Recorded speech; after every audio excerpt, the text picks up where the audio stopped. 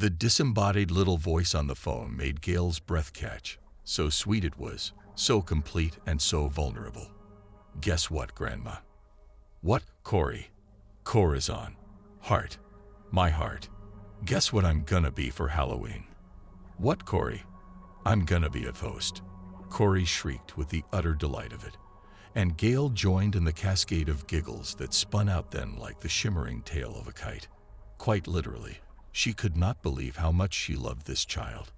How much she loved Corey's father was, by reason of familiarity and cost, entirely believable.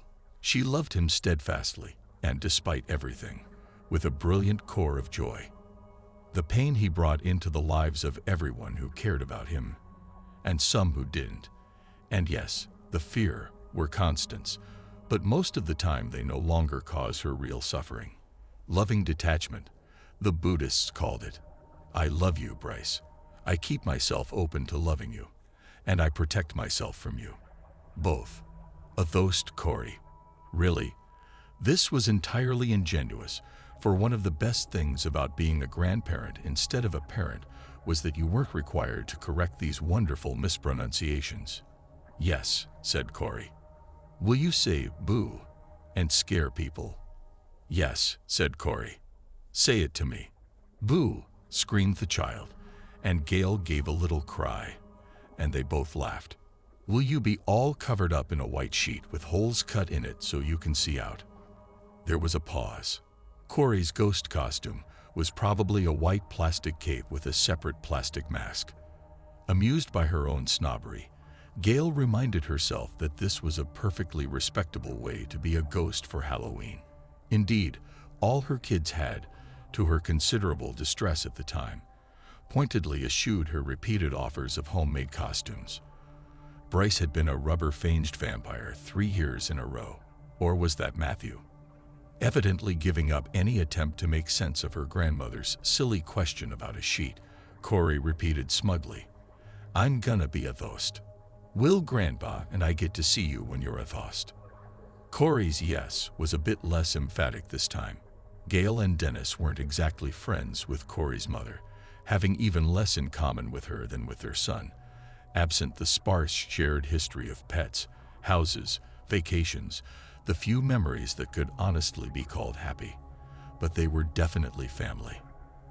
Anna made sure they were part of Corey's life, even though Bryce had left her before he'd gone to prison this time, precisely when Gail would have thought you'd want somebody waiting on the outside, and Anna would have waited.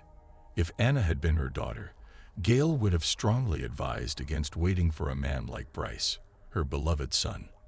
A Dhost, Corey repeated, maybe savoring the feel of the word or maybe having more to say on the subject. Or maybe it was just a placeholder, keeping the conversation going, making sure her grandmother didn't say goodbye. Gail waited. A Dhost, said Corey. Like my daddy. Corey, your daddy isn't a ghost. Gail was almost angry. Yes, Corey insisted, and Gail could well imagine her stubborn expression. Little brow furrowed, lower lip protruding. So, like her daddy. He is. There was no point in arguing cosmology, questionable at best, with a 3-year-old who couldn't possibly conceptualize that an accepted prerequisite for being a ghost was being dead. Her daddy wasn't dead. Bryce wasn't dead. As far as we know, Gail fought against her will. How would we know? She couldn't quite stop herself from entertaining the possibility that Corey might know something, by virtue of her youth and canny innocence and adoration of her absent father, that she could be in touch with forces the rest of them couldn't or didn't dare access. Didn't she cry for him by name when she was hurt or scared? Never mind that he'd been away for most of her life. Didn't she still announce, beaming, my daddy's at work. He's coming home tomorrow, as though she understood the concept of tomorrow. Given her relationship with this father, she surely could remember in only the dimmest, most mythical way. Was it such a leap to think she might have a mystical connection to him as well? Leap or not, Gail knew better than to indulge thoughts like that. Bryce was hard enough without adding a supernatural twist. There was always noise in the background at Corey's house, usually just the TV or VCR. sometimes argument or laughter. Now it spiked into gleeful shrieks. Corey squealed into the phone. "We're carving pumpkins, Grandma. Bye," and was gone without hanging up. Gail held on for a few seconds, hoping Corey would think to mention to her mom that Grandma Gail was on the phone. No such luck. While she waited, "I hope he is dead" came into her mind. It would be better for everybody if he were dead. Both the thought itself and the horror of it were weakened by repetition, and it was easy enough to let them go. Eventually, she replaced the receiver on the hook and went off to do something else. Whenever this happened, she tried not to imagine, and certainly not to ascribe meaning to the wasted possibility for connection dangling on the other end of the line. Halloween was cold, of course, no matter how bright and balmy the autumn. Trick-or-treat night was invariably rainy, snowy, blustery, so coats obscured costumes, and neither kids nor parents could stay out long enough for treat bags to get full. Every year, Gail was reminded of the time one of the kids had come home after less than an hour out, shivering and miserable, and Dennis had hustled him into a long, warm bath. A sweet, sad, poignant memory, especially if it had been Bryce. Anna did bring Corey by at the end of the evening. When Gail opened the door, Corey yelled, "Boo!" from behind the plastic mask and under the hood of her jacket. Gail and Dennis both jumped back and gasped. Anna and Corey came in, and Gail noted the younger woman's harried look and tightly controlled tone. "Could Corey stay with you for a few minutes while I run to the store? I think we need a break from each other." Anna tried a smile. Of course. Corey had shrugged off her bundling outer garments and was spinning in the middle of the kitchen, making her ghost costume billow and scattering the occasional piece of candy out of her plastic pumpkin. Gail hooted, "Look, it's a spinning Dhost." The moment her mother left, Corey sang out, "I saw my daddy." Gail and Dennis exchanged a look, and Dennis asked with studied lightness, "You saw your daddy tonight? Where?" "I saw my daddy. I saw my daddy." Careful to be gentle, Gail tried to stop the little girl in mid-spin. "Corey, listen to me. Where did you see your daddy? He's a Dhost too, just like me." Dennis said, "What?" But Corey, still twirling, wouldn't repeat it. None of them knew what else to say. Well past Thanksgiving, Corey insisted on wearing her ghost costume to daycare and to the grocery store, and when she came to spend the night at Grandma and Grandpa's. Anna complained but couldn't see enough real harm in it to confiscate the thing, and Gail couldn't either, though it made her uneasy. Sometimes you could hear the little girl singing and talking to herself about ghosts and daddies. But when Gail or Dennis tried to engage her in a conversation about her dad, she would employ every deflective technique known to a stubborn and inventive 3-year-old, from chattering instead about her new shoes to sticking her thumb in her mouth and staring silently at them with wide eyes. There was no word from Bryce. His letters from prison, always unreliable in every conceivable way. Frequency, veracity, intent seemed to have stopped altogether. His collect phone calls, always unpredictable because of his own or the prison system's vagaries, weren't happening at all. Gail checked every time she came home and found no stern message informing them that an inmate was calling and the call would be recorded and press 1 to accept the charges.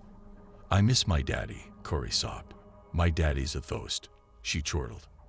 "I saw my daddy last night," she remarked.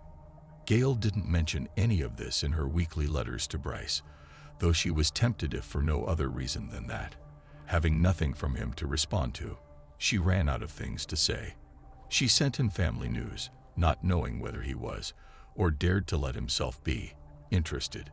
She wrote about Corey's intelligence and creativity and cuteness, and how Corey talked about him all the time. Then worried that that might make him feel worse. She didn't, of course, know that he felt bad in the first place. Sometimes, when she was with him or talking with him on the phone or reading a letter from him, they seemed actually to connect. Two such vastly different people. But now, in his protracted silence, she couldn't guess anything about him. He might just as well be a ghost.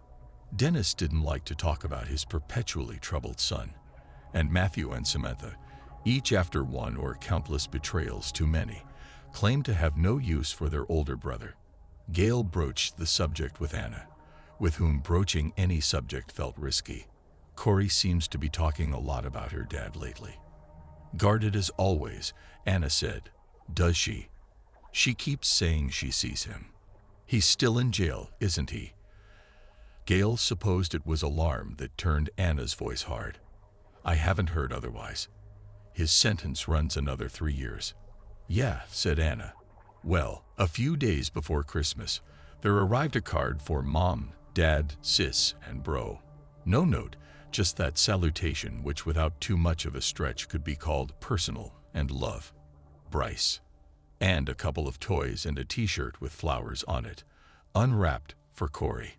Anticipating ebullience or upset, in any event, distraction, Gail waited until the last batch of star and snowflake-shaped cookies was cooling on the racks before she said, trying not to make it a grand proclamation, "Your daddy sent you some Christmas presents."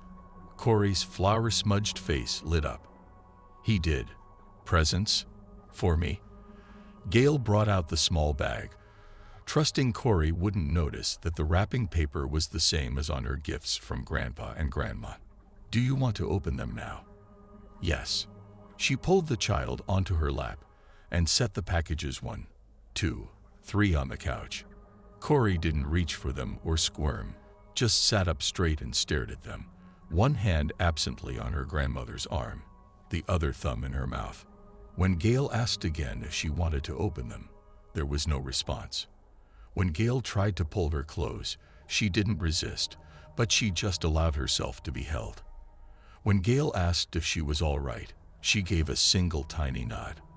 The t-shirt was too small, but Corey wore it as often as her mother would let her, sometimes several days in a row, according to Anna's exasperated report. Both toys were, Gail would have thought, bland and uninteresting, and in fact Corey didn't really play with them, just carried them around in her backpack. Anna said she slept with the pack. A new ritual developed.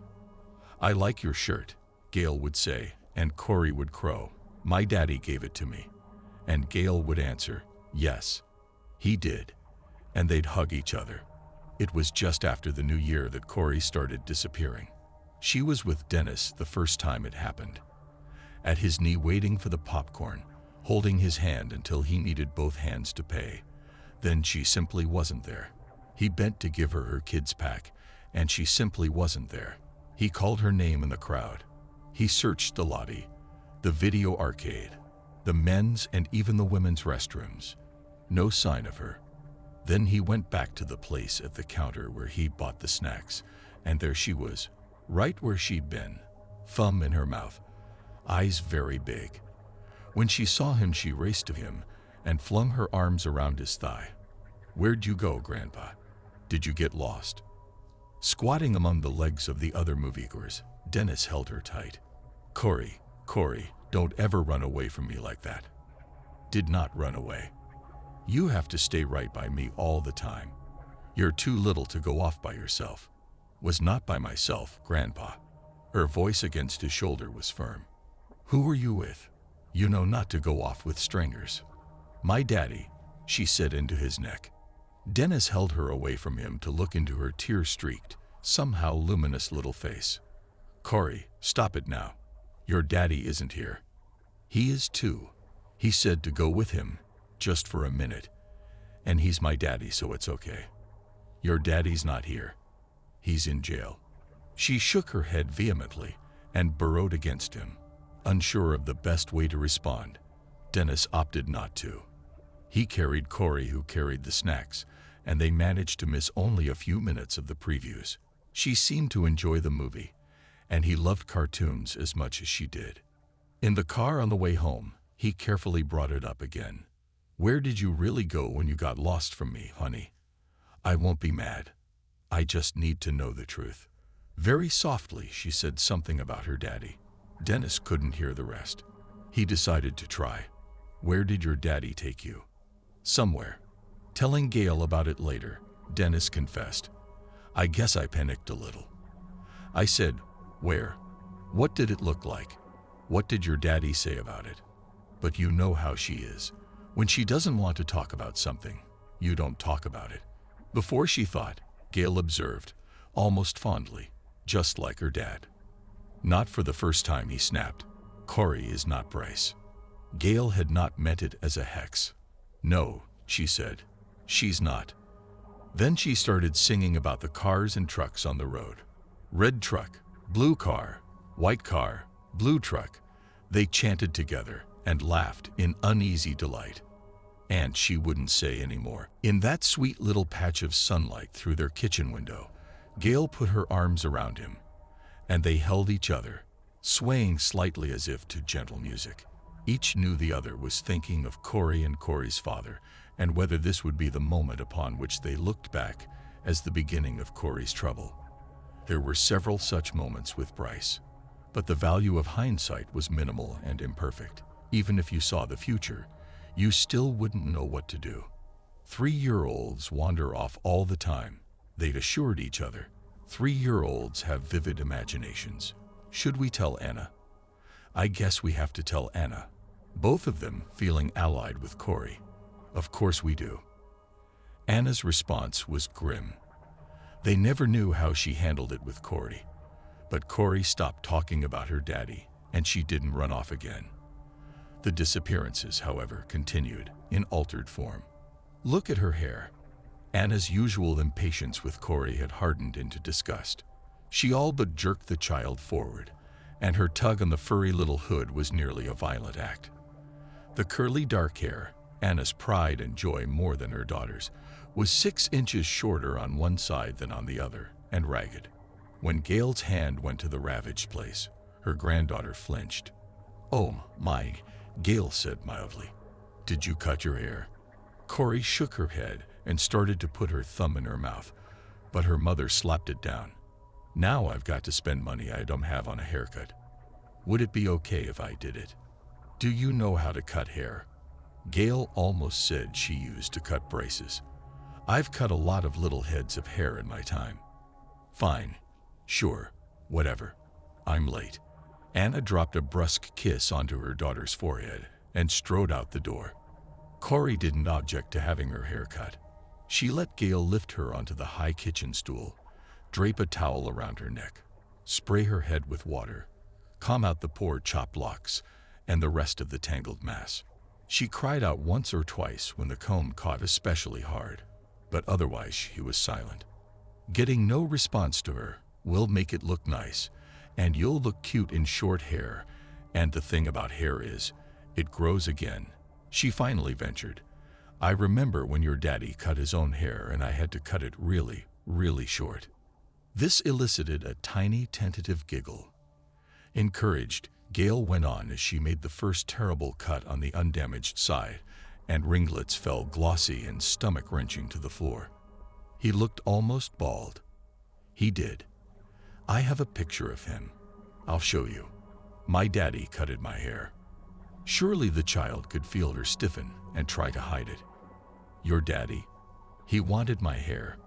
He likes it. Your daddy cut your hair and took it with him. Corey's nod pulled the hair stretched in the comb and made the scissor snip crooked. "Oh," Gail said helplessly. "Corey." Gingerly, she talked to Corey's mother about grief counseling, a subject far more intimate than they were used to. Anna reacted with seething incredulity, and the only change Gail and Dennis saw, which might not even be a result of the conversation, was that now Corey wouldn't talk about her father at all. "As you can see from this picture," Gail wrote to Bryce, "she looks adorable with short hair, but this incident shows how much she misses you, how important you are to her. I'm enclosing a money order so you can buy stamps. Please write to her, honey." No doubt many things competed with stamps for that $10. Cigarettes, drugs, she supposed. Outstanding bills to the prison system for dental work, haircuts, medical care, shoes, arcane debts to other prisoners. He didn't write. Next, it was the birthmark on the back of Corey's neck. Over the course of her lifetime, they'd tenderly called it a butterfly, a flower, Tiny, pale pink and slightly raised, asymmetrically winged, not noticeable to anyone who didn't know it was there. It had been a sweet little family secret. Somewhat surprisingly, Anna had never seemed put off by it. Bryce used to kiss it, an image Gail treasured even as it broke her heart. Now the birthmark was gone. Dennis noticed it when he was toweling Corey off after a bath. Using the excuse of a hair trim, Gail confirmed for herself what he told her. The little neck was smooth and unmarked. Maybe it just faded naturally, they said to each other. This time, though they knew it was wrong, they didn't mention it to her mother, and Gail couldn't think how to tell Bryce. Gail invited Corey to plant pansies with her one afternoon in early April, taking a chance on both the weather and the child. She always bought the ones with faces, black on yellow, yellow on purple, and took great delight in pointing them out to whichever child over the years had been with her. Corey didn't quite seem to see faces, but took delight anyway. The sun was high and bright in the southern sky, warm on the boards of the deck. When they dug in the wet dirt, it smelled like spring. Gail's shadow was long, low, fat. Corey had no shadow. Could that be true? Gail brushed the dirt off her gardening gloves and, under cover of an embrace, moved the child into another and another and another angle in relation to the sun. Corey had no shadow. This time, Gail couldn't think how to tell anyone. She wrote to Bryce about planting pansies and watched for proof of a trick of the light, an optical or meteorological illusion. But the little shadow didn't reappear. Within the week, Corey had lost her voice. One minute she could talk and the next minute she couldn't. Anna complained on the phone. Any other symptoms?